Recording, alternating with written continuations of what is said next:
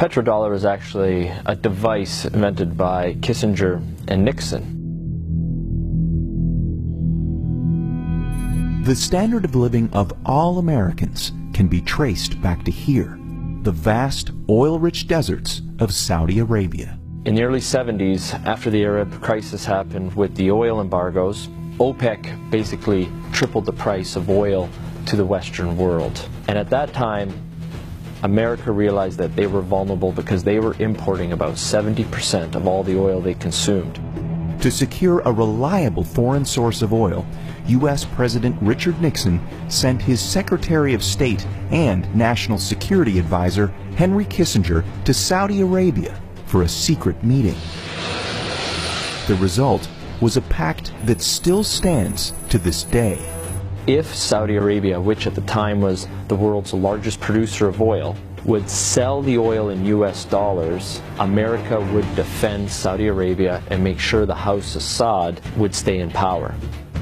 As a direct result of this U.S.-Saudi agreement, all other oil-producing nations also adopted the dollar as the de facto medium of exchange.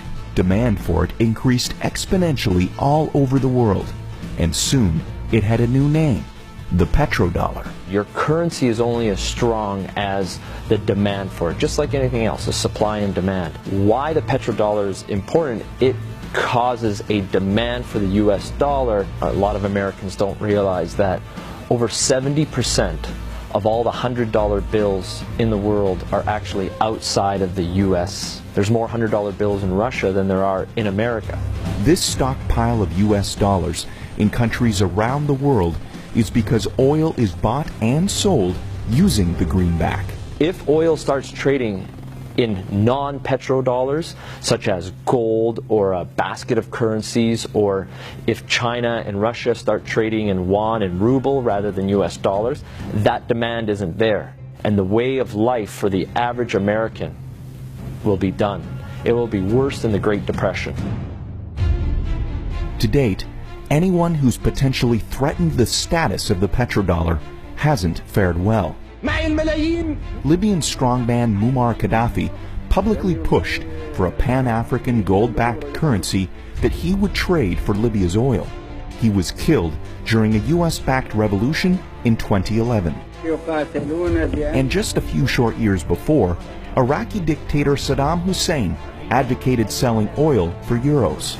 At this hour, American and coalition forces are in the early stages of military operations to disarm Iraq. The U.S. invaded under the guise of looking for WMDs.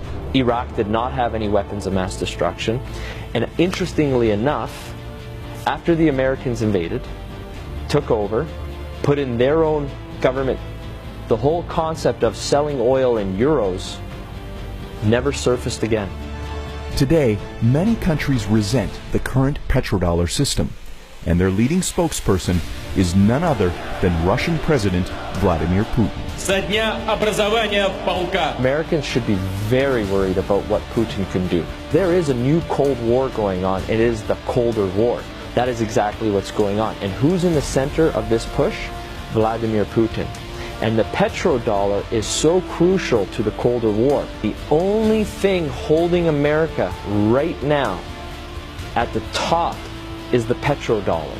And let me make it very clear. If the petrodollar dies, so does America as a superpower.